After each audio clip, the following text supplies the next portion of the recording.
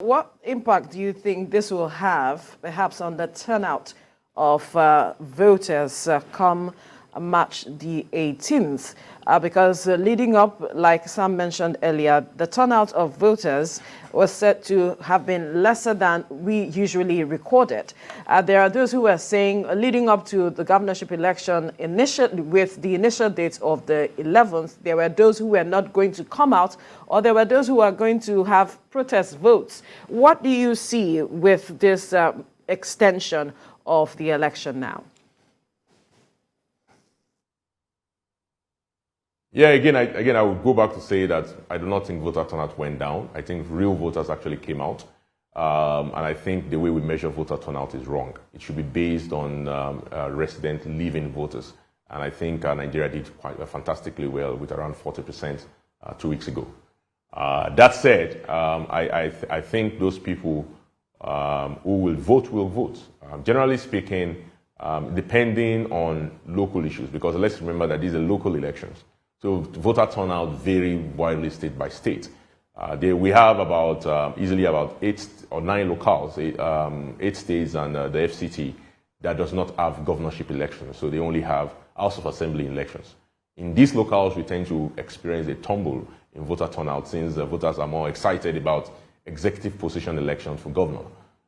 So states like Ekiti, Ondo, Kogi, Edo, Anambra, as well as a few other states across Nigeria and the FCT do not have governorship elections. So I do not expect them to experience higher voter turnout. Rather, I expect them to have lower voter turnout in the upcoming election. In the case of FCT, there's no election at all because there's no governorship and the municipal election is not next week. So therefore, when you look at the overall basket of voters that will vote 2 weeks after the presidential election, if you just take the number of voters that voted in all of these elections, just because you have these 8 states and at least the Federal Capital Territory that doesn't vote, you will expect to be a lower number of voters overall. But some locales, some elections that are tightly contested, like we've seen in the 2011 elections, for example, that elected Governor Fashola, that you actually had an increased number of voters between the national election and the state election. So in the case of Lagos, and I think Lagos State's election this year again is being hotly contested, you might actually find an increase in the number of voters rather than a decrease. But overall, as a country, I think you will find less than 25 million people will vote in next week's election. That's the expectation. Now, in terms of this postponement, again, it will vary state by state. States that are already prone to not have higher voter turnout because they just have House of Assembly elections will probably have even lower voter turnout. States that were already looking like they're going to have higher voter turnout, like Lagos, might end up actually experiencing the same or more. So again, it's going to vary state by state. I always say that in 2 weeks, in a week time, during these state elections, the subnational level election, is when you realize very quickly that Nigeria is a federal country with diverse people, and one size does not fit all. And it's a spirit of federalism that we also have to do our analysis. And I would say that I expect a diversity in terms of what voter turnout will be and the impact of this postponement on it. Well, we have seen that a number of people have come out to say that they don't believe that the election was fair. Do you think that even this reconfiguration itself will create another momentum for those who lost to say it was reconfigured for rigging?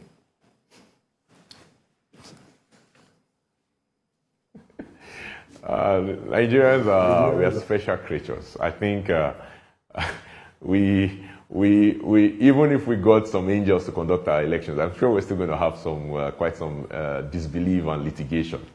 At the end of the day, I think the court weighed the evidence before it, as it should. Why should INEC not be able to utilize the same device, and why should the nation be burdened with additional cost of procuring more BVAS? When the data from the current BVAS, at the end of the day, is a digital data. That's the reason why we're using that machine, is because it's digital and it's not manual, and we can save data from it in a safe way and also have what we call digital footprint. So the court has weighed the evidence and has weighed the arguments of the lawyers and have determined that reconfiguration is the way to go. I do not think that people who have deemed that if they do not win, then the election is rigged or the election is should be cancelled and rerun, can be convinced, even if you continue to wait for another set of BVAS to be procured from wherever it will. I think at the end of the day, the onus is on us as a people, as Nigerians, to understand that whenever we have complaints about election, we have only one place to go, the judiciary. The judiciary has shown over the years that it can be trusted. The reason why we have, by the way, about 8 states that are now having elections next week, the governorship elections, was because the judiciary overturned several governorship elections between 2011, even between 2010 and 2015. And the judiciary even last week Friday, showed that it's not afraid to rule against the sitting president and to require that the sitting president reverse his policy based on the hues and cries and the litigation of the people. So I think instead of us litigating in the press, in media and all of those stuff, those people who have any problems with the last election should go to the court and should plead their case to the justices who in their wisdom are saddled with a responsibility of not just interpreting the law but to do justice. At the end of the day, I also think that we have to look at the facts of that election. When people say, oh, by the way, you should cancel or rerun the national election, but I want to keep all my Senate seats. I want to keep my FCT Senate seat that led to us dislodging a sitting senator who had been in power for more than 3 terms, or an election that I won in the territory of the sitting president, the candidate of the ruling party of the ruling party, the director general of the campaign of the ruling party, as well as the national chairman of the ruling party. I want to keep the results in those areas, but I want to have a rerun in the areas where I did not win. That's marks of mischievousness. I call political mischievousness. And of course, when you look at the opposition, to be honest, I laugh a lot when I looked at a lot of the programming that had gone on in the last 10 days, when you actually have both parties, leading opposition parties, the PDP and the Labour Party, actually claiming victory, and both of them claiming they actually have results to show that they won.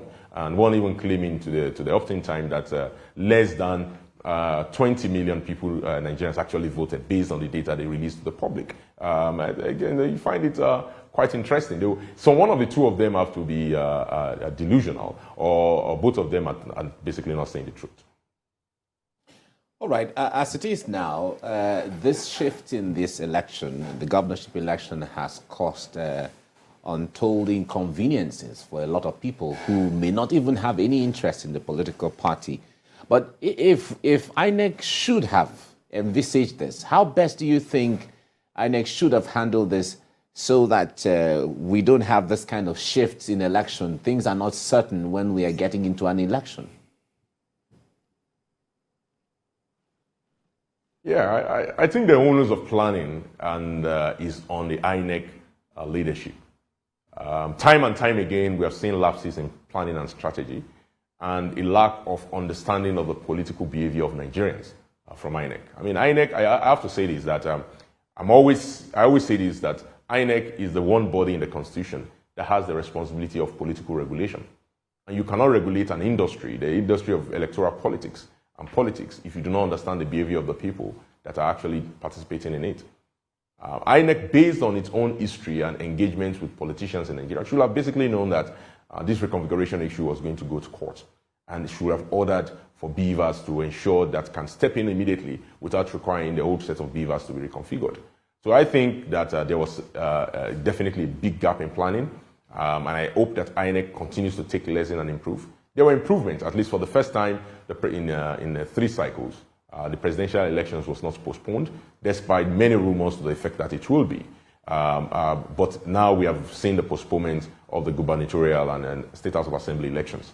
I hope next time we can have a smooth sailing election with 0 postponement, because INEC will have done their homework and expect this kind of litigation, and should not sit on its arm and allow life to happen to it. These, I think, are the issues that we need to fix, and the planning and strategy and the political behavior studying and the human-centered design that we expect from INEC. I hope that the INEC commission, the INEC leadership steps up and begin to do more of that. Nigerian politicians, first and foremost, should understand that participating in democracy itself, presenting yourself as a candidate, 1 out of 208 million people, is a victory in itself.